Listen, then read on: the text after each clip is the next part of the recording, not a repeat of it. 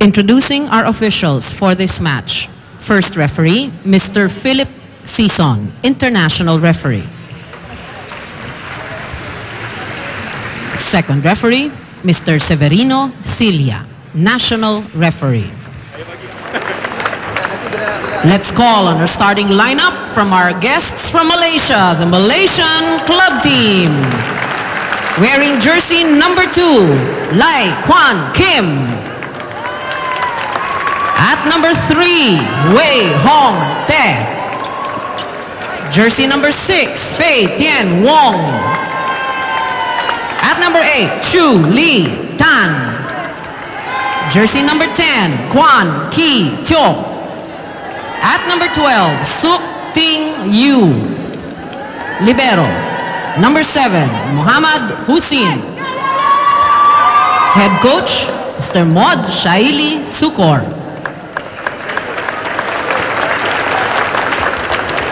Calling on our lady troopers from the Philippine Army. At number 3, Joanne Bunag. Wearing jersey number 4, Mayet Carolino. At number 5, Mary Jean Balse. Jersey number 7, Christina Sala. At number 9, Michelle Carolino. Wearing jersey number 13, Rachel Ann Dakis. Libero, number 2, Patricia Shatan Torres. Head coach, Corporal Rico De Guzman. Yung mga estudyanteng nandito ngayon sa arena, malamang mga estudyante yan. Ito si Patricia Shatan Torres.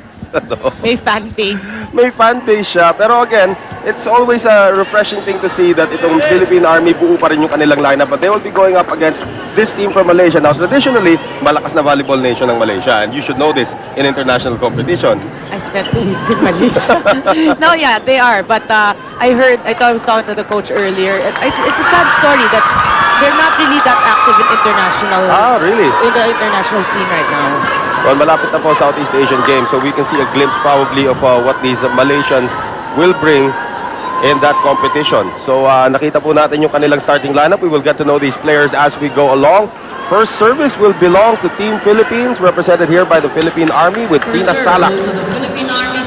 Starting things off. Yeah, talking about Tina Salak, she, in this team, no, she, of all the players, would know how it is to compete against a team like Malaysia. Right. Siya po yung pinakapapad na sa national team of all of the players here in this Philippine Army lineup. So may konting tinatanong lang. Ito si referee Philip Sison kung sino yung captain on the floor. That will be number 10 para sa kanila. Yung designated team captain, itong si Kwang Ki To. Let's just call her Jocelyn. Yan po yung kanyang pangalan. Si Jocelyn To of the Jocelyn Cho will be the team captain. Number 10, yung kanilang pinakamatangkad na players. Tina Salak gets us underway. This is the V-League Southeast Asian Club Invitational. Attack there from Malaysia. Here's Joanne Bunag right now into the net. The first point belongs to Malaysia. Well, that started off with poor reception for Army. I wanted to say Team Philippines. Pwede mo rin sabihin Philippines. Sila rin naman yung Philippine Army na rin yan. Philippine Army. Serving right now, itong si Te. And her service goes into the net. That is Hui Hong Te. With the service error. Ilang SEA Games na rin na na-cover ko. So, sanay na rin ako sa mga Malaysian names. We'll get to know all of them as we go along. Here is Balse Mary Jean. Unahin na natin yung last name. Oh, misplay right there for the Malaysians. Here's a combination na Mayet Carolino. Philippine Army, they have to do that. Obviously, the Malaysian squad, very tall. Right now, when you look at the front line of Malaysia, very tall. You should see the Vietnamese team.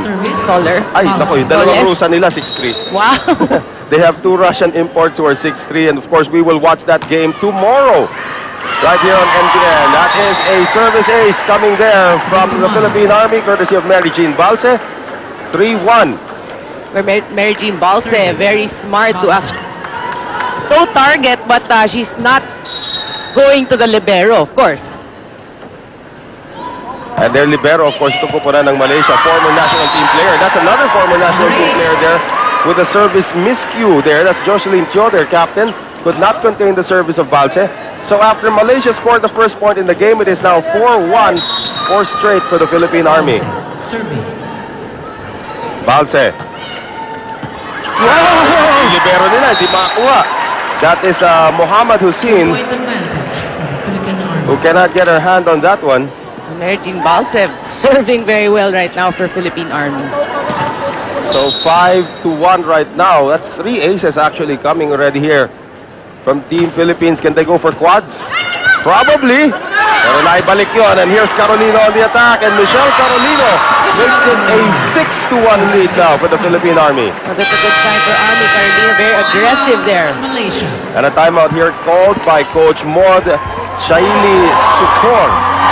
So of course, when we listen in, we won't be able to understand si huddle here para sa koponan ng Team Malaysia. But again, we were talking about it earlier, Noreen. Itong koponan ng Malaysia, they have 4 players that were formerly national team players. Yung kanilang dalawang setter, one of them is in right now. Ito si Lei Kwan Lim. At yung kanilang libero, ito si Muhammad Hussein. And yung kanilang captain, si Jocelyn Chio. That's right. And the other one is, but she's in a jacket right now. Oo. Yung kanilang isang setter na medyo may kalaparan. Well, I'm just saying the truth. Bumusina ka. Hanip sa term. Balse will continue to serve now after that timeout. Wow! That was a diving serve there from Balse, but finally a better reception here for Malaysia. Cho gets it across. Here's Salak now on the setup for Michelle Carolino. Off the block, and Mohammed cannot get there. So Muhammad Hussein a step slow here. That's right. I was about to say that as well. But Malaysia here in the first set looks a bit slow. Right. If it's Fun Family Pizza, it's gotta be Shakey's. And you are watching the first game of the V-League Southeast Asian Club Invitational. Another bad reception there for Muhammad Hussein. But an attack, and that will find the mark there for former national team player Jocelyn Chio. Well, that's the player to look out for Right. your Philippine Army. So 7-2 right now. 5-point lead for the Philippine Army. Jocelyn Chio. Putting it in play. Reception there by Patricia Shatan Torres. Here's the back set now for Mayat Carolino on the angle. Nice dig there by the Malaysians. On the attack, another point there, this time coming from Hui Hyong Tae. That's right, the backcourt or the defense of Army, which looks at each other, Mary Jean Balse and Patricia Torres. So Hui Hyong Tae getting her first point. Cho will continue to serve. Torres on the reception. Here's Michelle Carolino into the net. So 3 straight points this time for Malaysia. Well, we made our points through good service and bad reception by Malaysia, but now the tables have turned. Jocelyn Chio continues to serve here for Malaysia. Patricia Shatan Torres. Here is Joanne Punag. Mayat Carolino turned back there at the net. Back set now for Punag. That quick attack. And no third ball coming there from Malaysia. So pinakain na ni Punag dito yung bola. And our first technical timeout will find the Philippine Army up 8-4 against Malaysia.